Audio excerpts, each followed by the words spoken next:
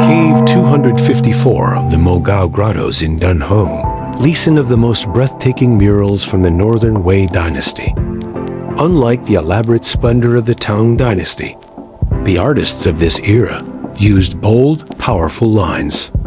Deep cinnabar red and vivid stone greentoe carve a story of ultimate sacrifice deep into the walls. The hero of this story is King Sibi in Buddhist Jataka tales. He was the previous life of Shakyamuni Buddha. Though a king of endless wealth and supreme power, his greatest fame lay not in conquest, but in compassion. He made a great vow to give everything he had to protect and save all living beings. Yet making a vow is easy. Living it out is far harder. Today, a life or death trial that challenges the very limits of his humanity and divinity is about to begin. One day, King Sibi sat high upon his throne as usual, giving gold, silver, and treasures to the poor and needy. The scene was peaceful and serene. Suddenly, a dark shadow tore across the sky. A fierce black eagle chased a helpless white dove, which had no way to fight back. Terrified, the dove streaked like a bolt of white lightning, flying straight into King Sibi's embrace, trembling with fear. The black eagle landed before the hall, filled with murderous intent. It spoke not of compassion, but of survival. Great king, if you save it, what shall I eat? I will starve without it. Is my life not worth living either? Faced with this impossible dilemma, King Sibi made a decision that shocked everyone. He gently comforted the dove in his arms and vowed, I will give my own flesh, equal in weight to this dove, to trade for its life. A huge ancient scale was carried in. The cold, sharp blade glinted with chilling light in the dim hall. This was no metaphor.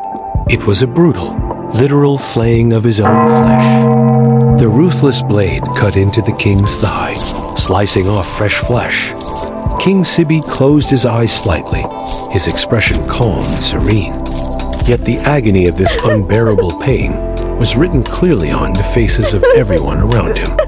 The queen and all the royal women were heartbroken, weeping bitterly with their faces covered, unable to bear watching. The entire palace was shrouded in overwhelming sorrow. Yet something strange began to happen.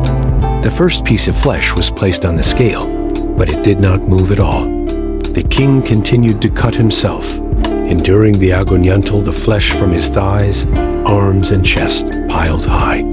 But the tiny, seemingly weightless dove pressed down on the other side, like a massive mountain.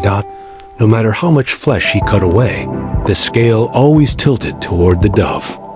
As his flesh and blood neared their end, King Sibi suddenly understood. This was not measuring the weight of his body. It was weighing the entire worth of life. With nothing left but white bone, the king summoned the very last strength of his life. Painfully, but resolutely, he climbed onto the raised, flesh-filled tray. He placed his remaining skeletal body as his final wager, pressing down with all he had left. A miracle unfolded the very moment he gave up everything.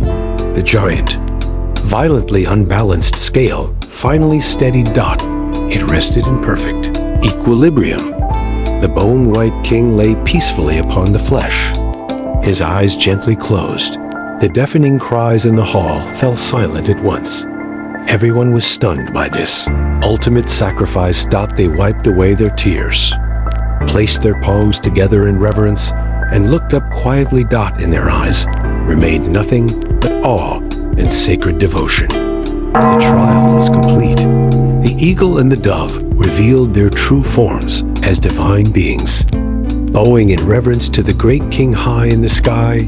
In an instant, King Sibi's body was restored to its original state, shining even more brilliantly than before. Heavenly mandara flowers rained down, and flying apsaras danced among the auspicious clouds. From the cruel brutality of flesh and blood to the sacred glory of heaven and earth, rejoicing. The ancient artists of Mogao Cave 254 did not merely tell a story, they explored the ultimate questions of humanity. With their weathered mineral pigments, they speak to us across centuries. True compassion is not charity from a high place, but it is the courage to keep protecting the vulnerable. Even when you are driven to the edge of destruction, willing to shatter into pieces without hesitation. This is the timeless power of Dunhuang murals, enduring across 1,000 years.